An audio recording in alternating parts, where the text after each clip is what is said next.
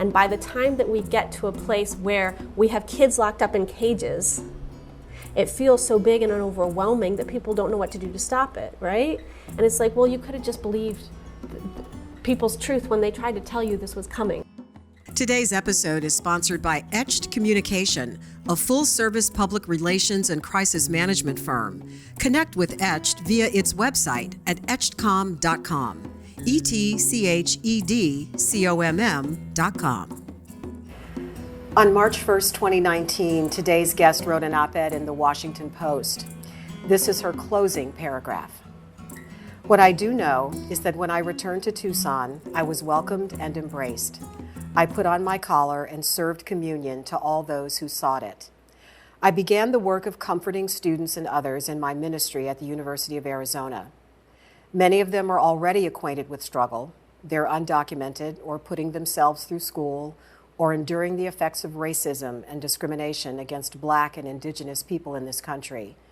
And they know how to be brave. We will move forward. We will grieve. But we will not let the events of this past week shake us and shake our inner resolve to continue God's work. This chapter of begging people to love us is over. Now we will lean into God, the one we know loves us unconditionally. Those words were written by the Reverend Hannah Adair Bonner, who is our guest today on Our Voices Matter, and I'm so honored to meet you. Thank you so much. Thank you for taking the time to share who you are and what you do and why you do it with our audience. And I want to start by asking you to put what I just read into context for our audience. Why did you write that? So in this past spring, the United Methodist Church met in St. Louis to have a discussion, a legislative gathering, about the future of queer clergy like myself within the United Methodist Church. And there was, of course, a debate that has been going on for decades about this. And what ended up happening was that what was called the traditional plan passed. The traditional plan raises the consequences for those who would openly say that they accept and love who they are, as I do. As a member of the LGBTQ community, I accept and I love who I am, and I feel that God made me this way, and that God celebrates and takes joy in the ministry that I do. And so to penalize us, and also to penalize those who would officiate at same-sex weddings, is the result. Those penalties were already in place, but in a lot of parts of the country, as on the West Coast and parts of the Northeast, they were moving forward in the call of the Spirit and treating these as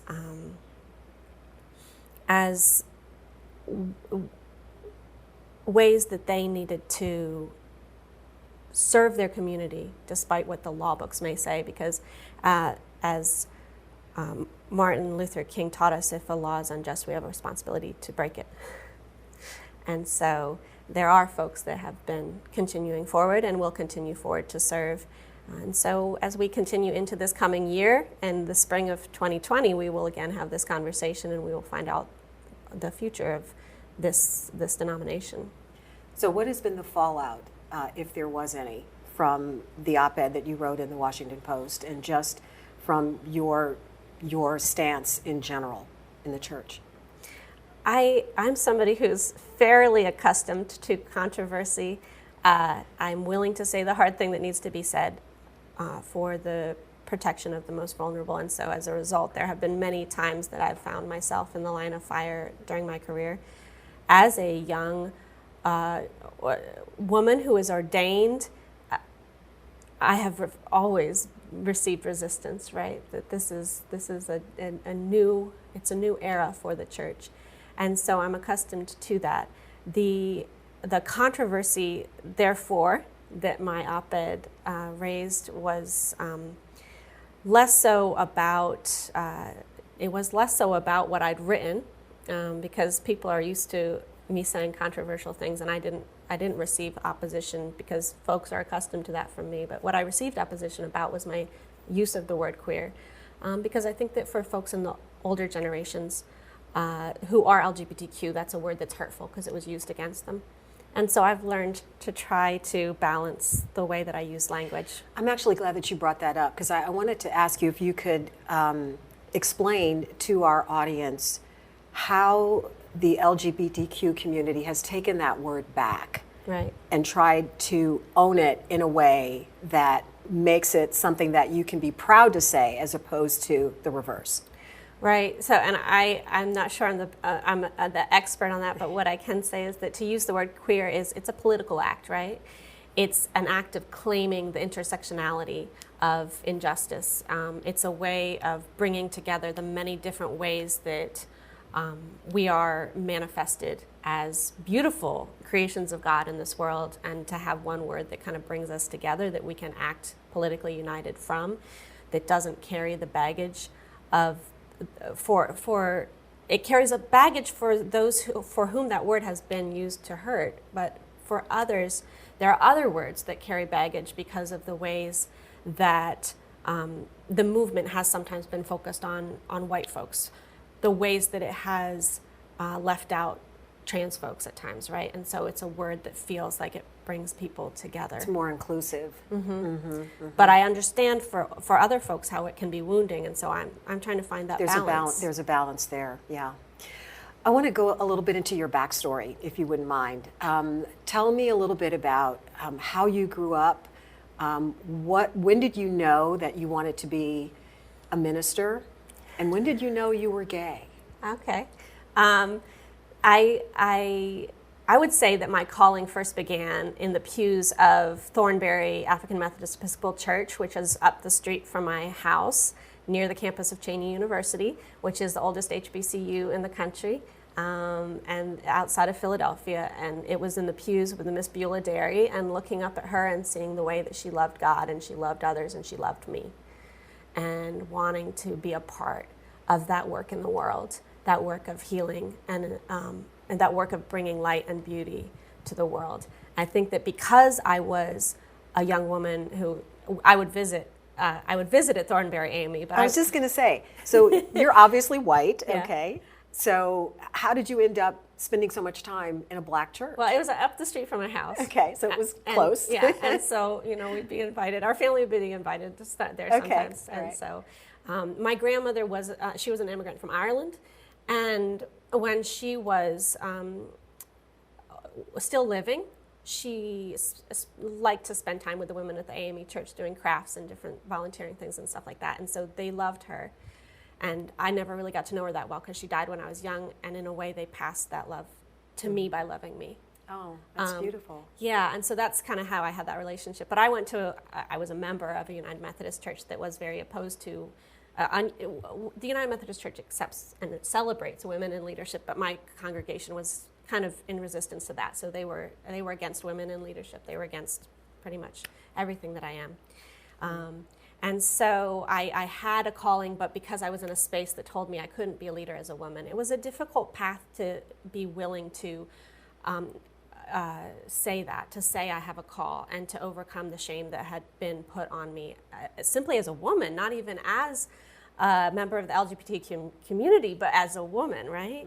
And so it wasn't until I was, in college that I was willing to say I wanted to go to seminary, and then once I was graduated from seminary before I was willing to say I wanted to be a pastor. And so I had to work through that false shame. I always knew I was called, but I had been told it was wrong for me to do as a woman. And so to now be told that it's wrong for me to do as an LGBTQ person, I've been being told this my whole life as a woman, and I know that was wrong, and I know that this is wrong as well, that God called me in the wholeness of who I am. In terms of, you asked when did I know that I was queer, and that would be, I guess, there's parts of myself that I always wondered, but also because of the environment that I was in, I didn't want to admit it to myself or to others. I would say that when I was here in Houston, it was something that I felt was very likely. However, my work was so focused on uplifting the voices of others, and it was high-risk work that I was doing and confronting white supremacy.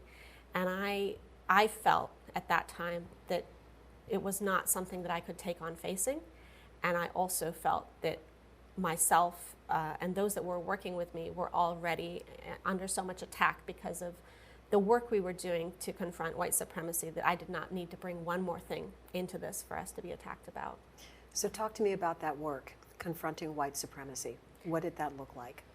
It looked like a lot of different things, right? It looked like supporting, immigrant families at the bus station, but most directly, I think the thing that people most would associate me with is the fact that when Sandra Bland died in the Waller County Jail, we had mutual friends, and those mutual friends required a response from me as their pastor, and that I ended up there feeling called by God to be there, and ended up continuing to follow that call and to stay, to continue to be there at the Waller County Jail for the first 3 months after her death, and continue to do the work very directly in rural Texas for the next couple of years, and then to continue to be involved in relationships with folks there and to continue. And so just for the purposes of our audience who might not know who Sandra Bland was, she was a young African-American woman who was stopped by a police officer in Waller County, taken out of her car, taken to jail. It was a very controversial case, and then 3 days later she was found hanged in her jail cell. And as we're doing this interview today, which is July 14th, yesterday was the anniversary of her death. Yes. And you were very involved in commemorating that. Yes. Tell me why that is still so very important to you. Yeah. All these years later. For me, Sandra was somebody who, in January of 2015, 6 months before her death, she received a call from God one night. And she had her makeup washed off and her hair in curlers, and she was ready for bed. But she put a camera in front of her face and she started vlogging.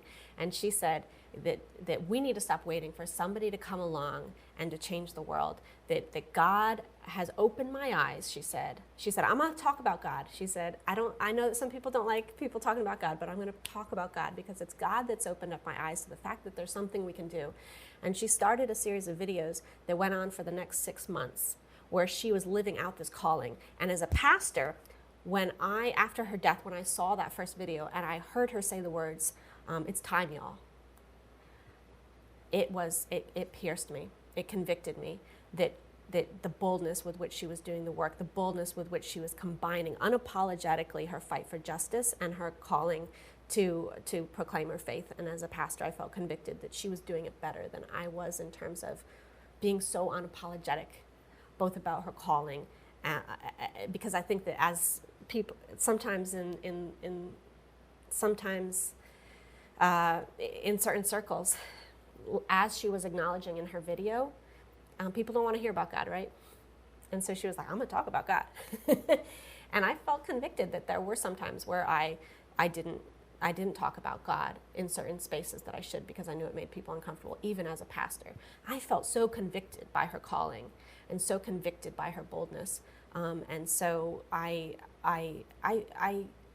moved forward in a way that was determined not to allow them to succeed in silencing the call that God had put on her, and to make sure, so for much of the world, the focus was about her death, right?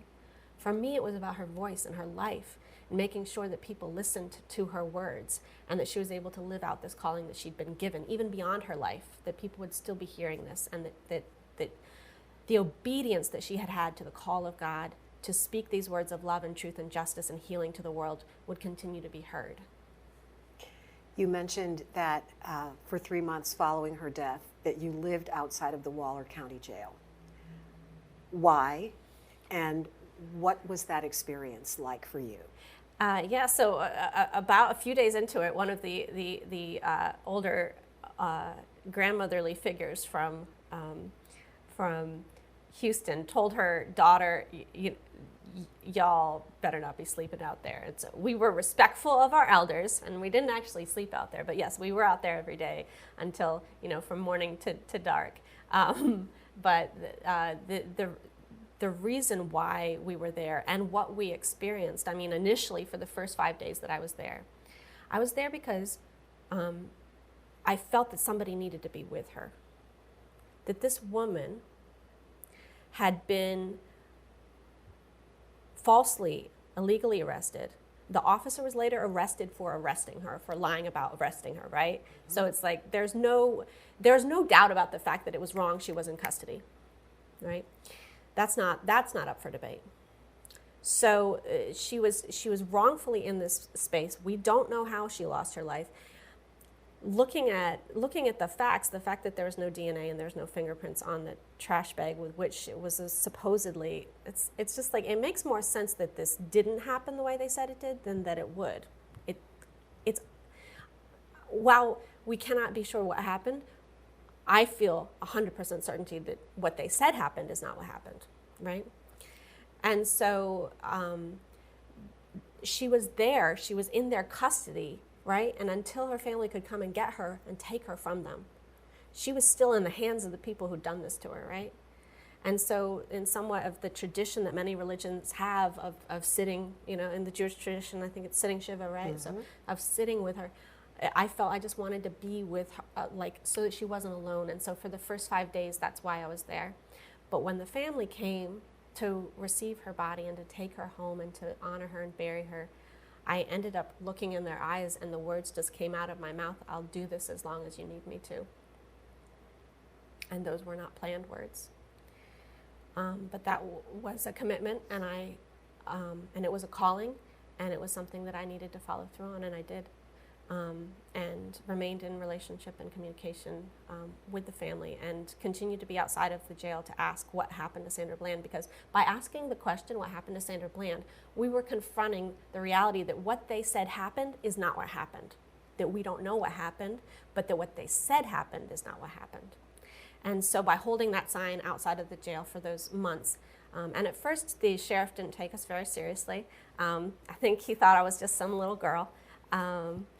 And I love being underestimated. It gives me a chance to prove people wrong. And so he underestimated us. He threatened us. He got in our face. I think by August, he came out and took pictures of our cars and our faces.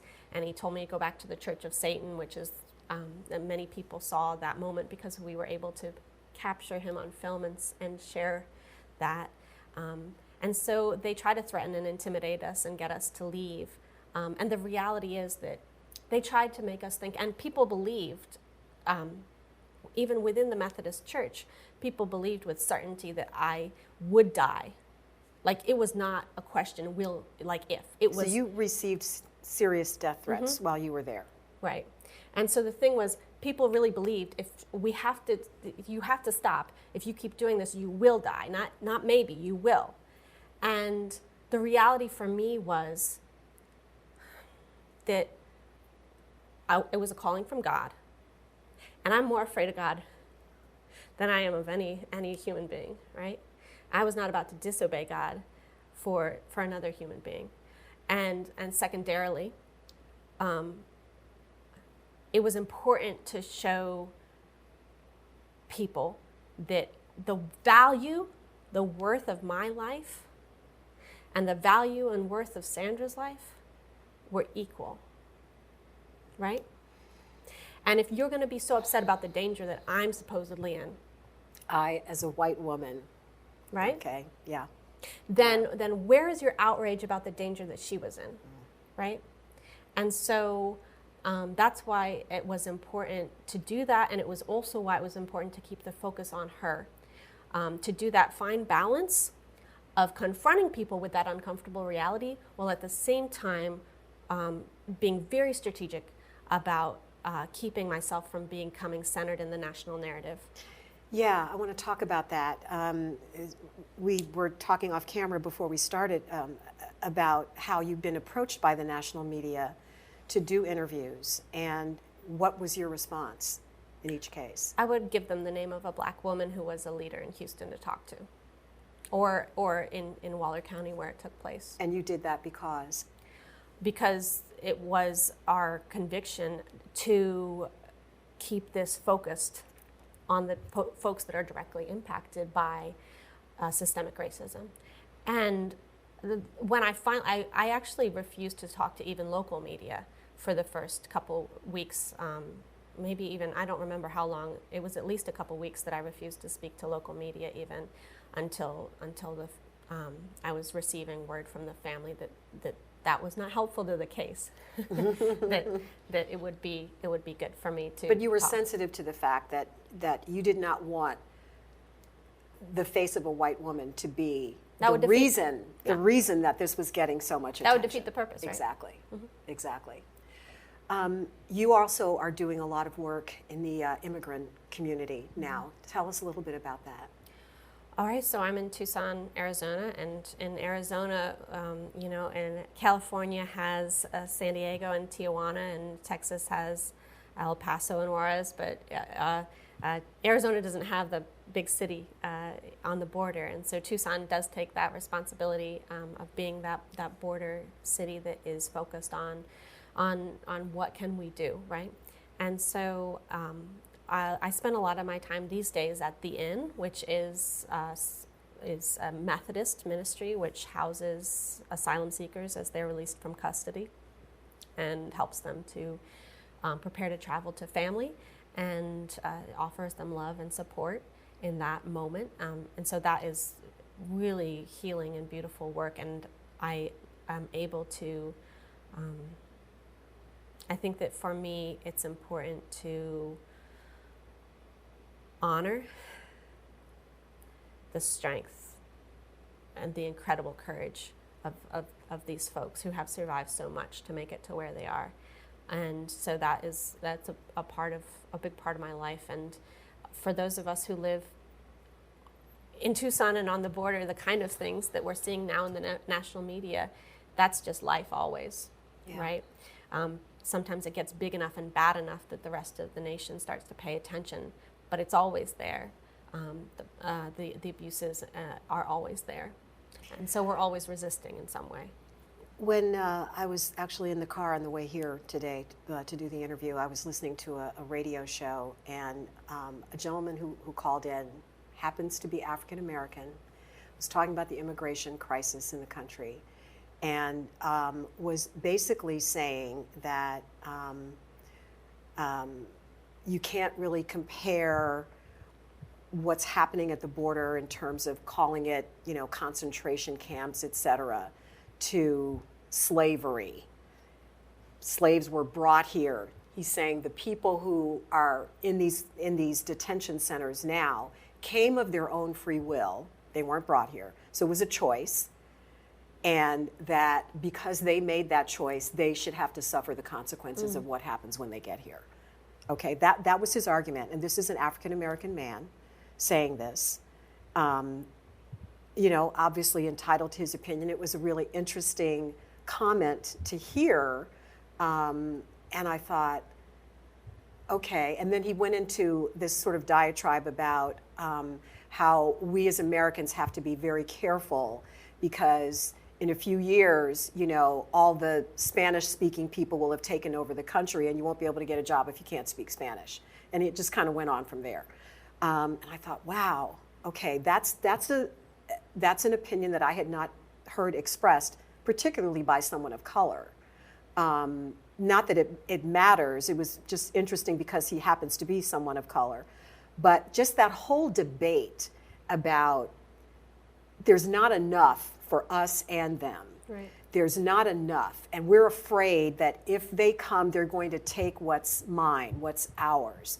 And there seems to be among the population of folks who believe this that that these people are not deserving of compassion or empathy or any of that. Right. So I would love your perspective as someone who is literally in the trenches in this, not only as a human being but also as a member of the clergy.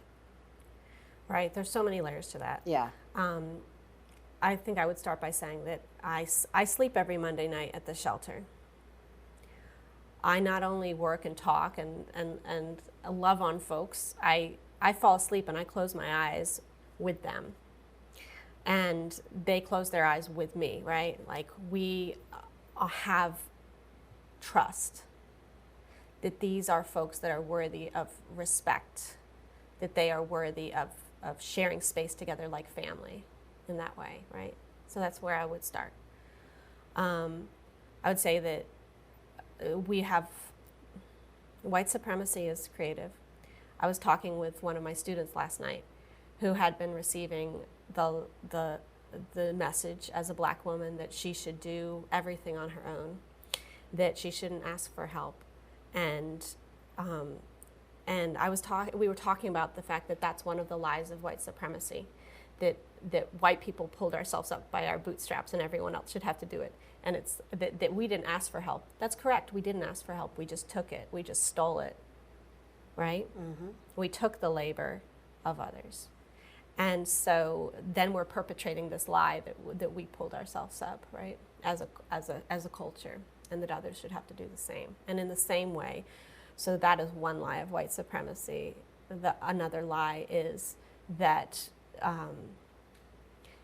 to keep people looking at those that will take the little thing that they have from them, and keep us fighting with one another, rather than understanding that the problem and the reason why we're struggling is those that have created a system of injustice. It's not those who are also experiencing injustice, right? And so white supremacy keeps all the communities that it tries to label as under, and it tries to marginalize, it only can survive and thrive by keeping people fighting with one another.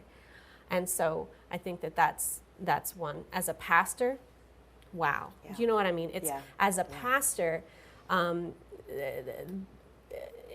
it doesn't. I can tell you that immigrants make our communities better, which is true.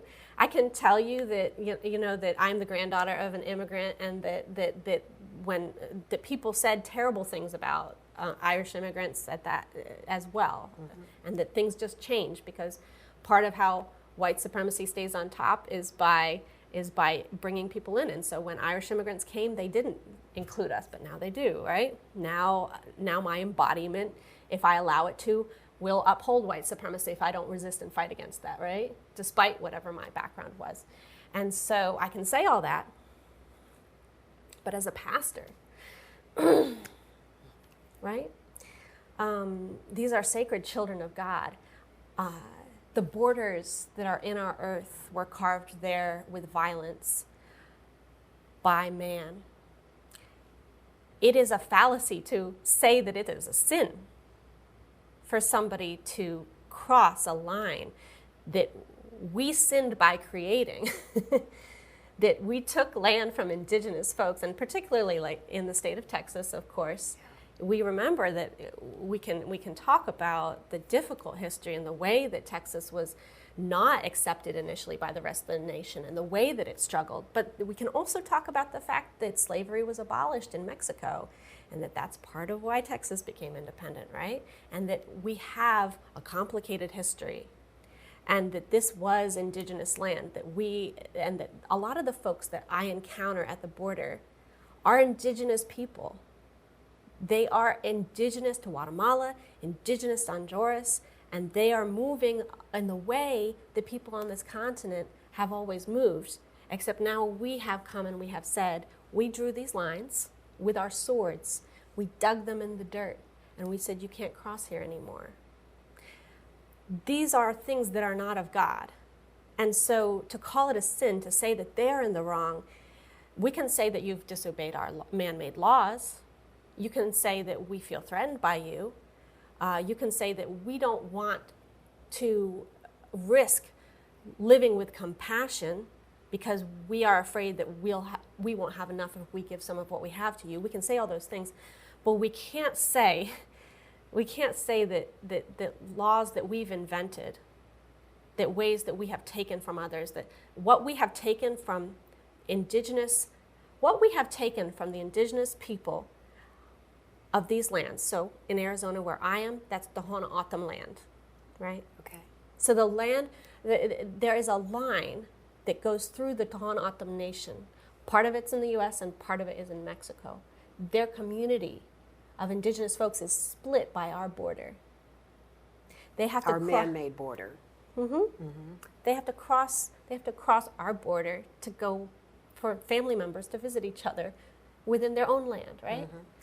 And so how can we then say that for somebody to come and to cross that line, that we took this from them, and now we're saying other people can't take from us what we took from them. We were here first. We called frontsies on this car.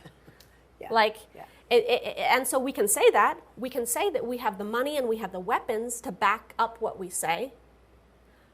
But I don't think that we have the moral high ground to say that we're right. And I think that the families that I interact with on a daily basis are people of such courage who have suffered so much.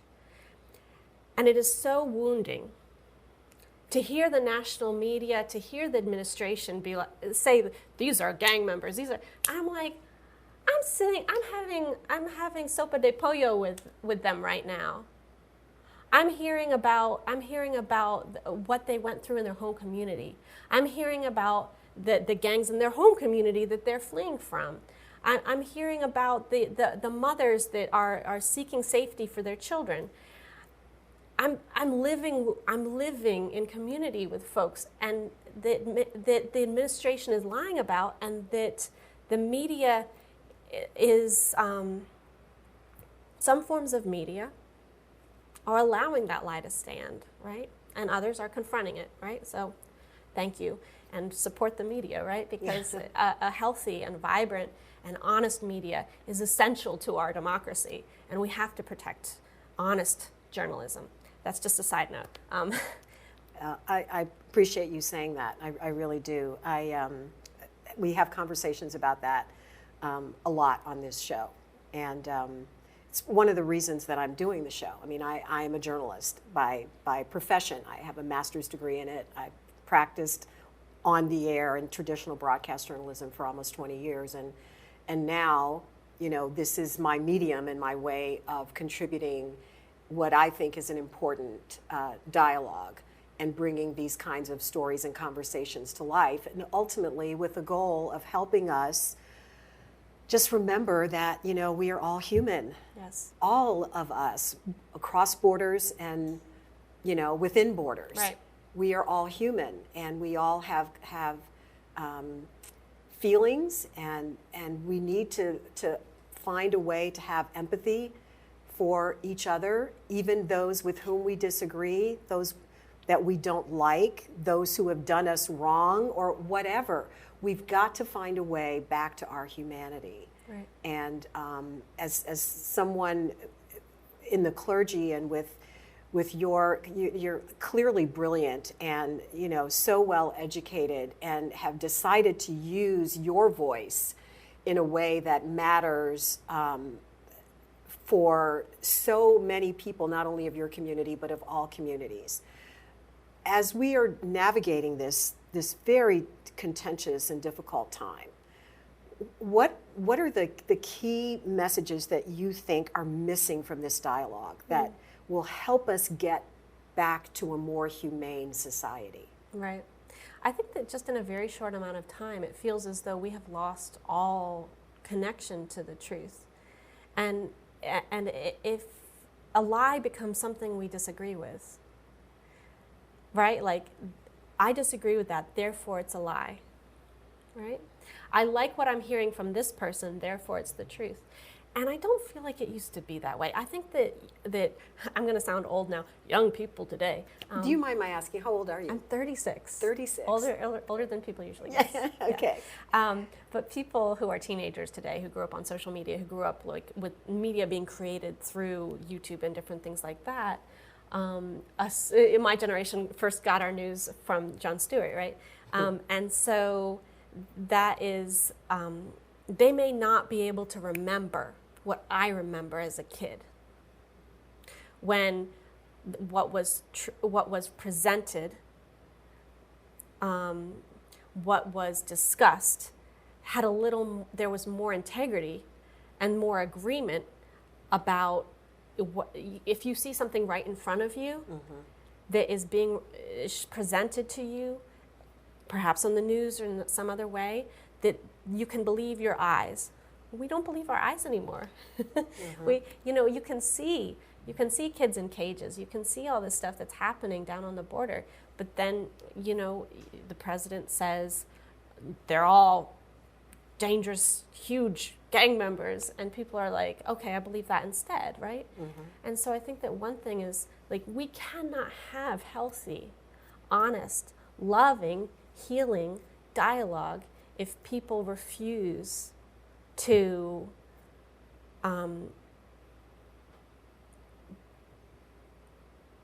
acknowledge that truth matters, that what we can see with our own eyes matters. And I remember back when I was sitting in front of the jail and when I was doing the work with Sandra Bland, and I would tell people what I was seeing, and they would tell me what they'd heard on the from somebody else or from the news, and I'd be like, I'm here. Yeah. Like, I'm here. I'm seeing right? this. I'm sharing this with you right now. Yeah, and likewise when I was at Tornillo, where they had kids in tents last summer, and people would be saying what they'd heard, and I'm like, well, I'm literally standing here right now, looking at it, and I see the kids. They are here, right? Mm-hmm. And so I think that we have to, we are sliding into this scary space where how can we have conversations if we can't, how dehumanizing is it to one another to deny what another person sees? And maybe that's part of our problem, because one of the big messages that I usually have when I'm speaking with white audiences who ask me to talk about, how to be a better accomplice or ally, right? The first thing I always say is simply believe Black truth. Like that part of our issue as white folks has been that we feel that we need to understand, experience, and approve of the truth of others. Approve. Oh, wow. Right? So true, yeah.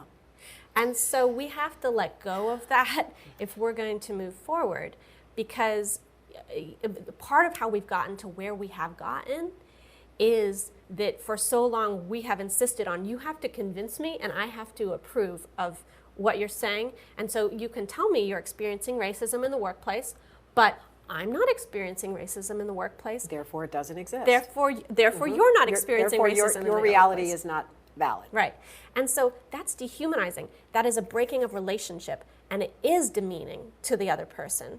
And so because for so long we have not just simply believed Black truth, what we have said to, and I would broaden that to the truth of people of color, right, including so many different communities, right, and especially where I am Indigenous and Latinx communities, right. If we simply believed it, we could move forward to, okay, this is the reality, this is what's happening, this is the right thing to do, let us do it. But because we won't believe what we're being told, we spend decades needing to be convinced. And by the time that we get to a place where we have kids locked up in cages, it feels so big and overwhelming that people don't know what to do to stop it, right? And it's like, well, you could have just believed people's truth when they tried to tell you this was coming, when they tried to tell you. And so I think that that's one thing, is that we can start by believing one another. And prioritizing experience, right? So I have interesting conversations with my college students, and I'll bet. I had a student that I was talking with last year who she felt that she felt upset that I was prioritizing the stories and the experiences and the opinions of immigrants about immigration over her own.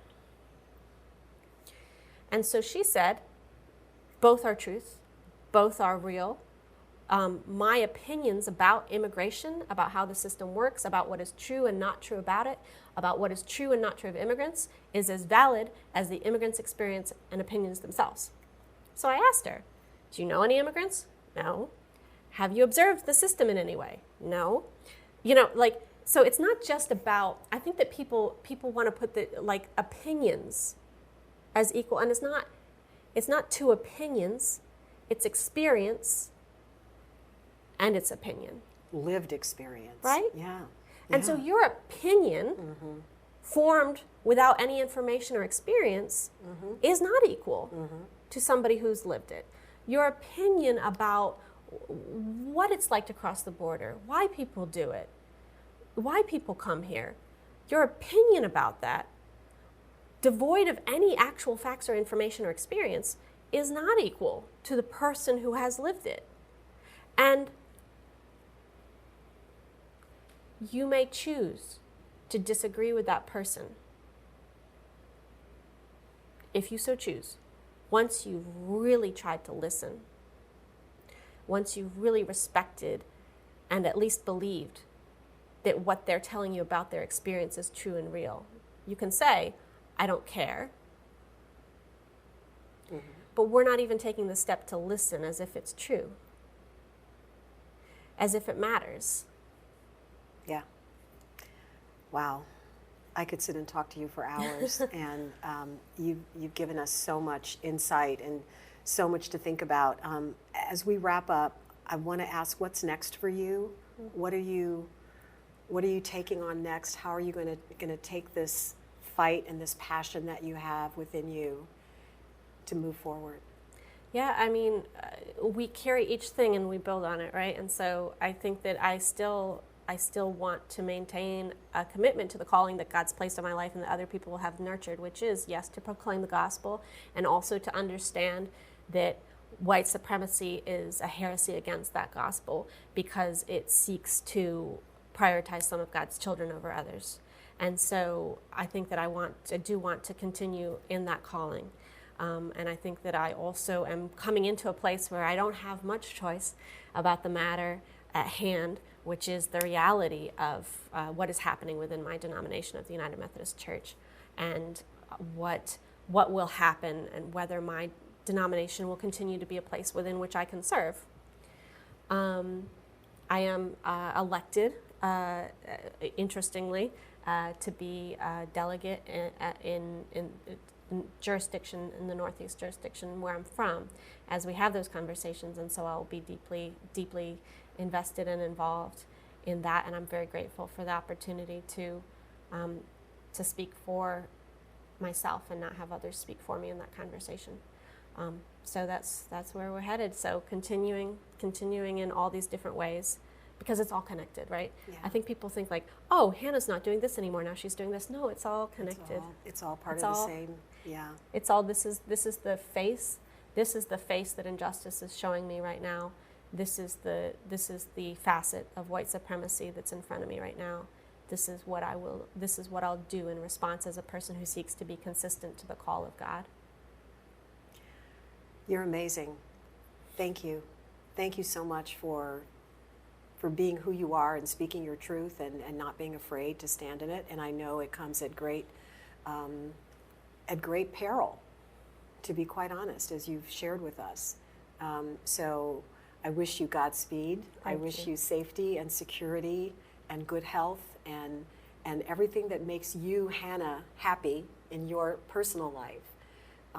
And please come back and talk with our audience again and update us on what's happening with you as you go forward. So thank you, and if you don't mind me saying, thank you for the work that you're doing, and I really do think that the work of truth, the work of community, the work of communication, the work of holding folks accountable to the fact that we should be in honest and loving dialogue with one another is really, it is what will save us. So thank you for doing this work. My pleasure. Thanks so much, Hannah Adair Bonner. And thank you for watching. Thanks for giving Hannah permission to speak and for having the courage to listen with an open mind. We'll see you next time. I'm a firm believer that if we can find a way to better understand each other's experiences, we can find a way to accept and respect each other for who we are, even when we don't agree. That's the ultimate goal of this podcast. So with that in mind, what do you want the world to know about your story? How might your story, your truth, provide an important perspective to help bridge our divides? If you'd like to share your story with us for a chance to be featured on the podcast, all you have to do is go to our website, ourvoicesmatterpodcast.com, and click on What's Your Story? We can't wait to hear from you, because your voice matters.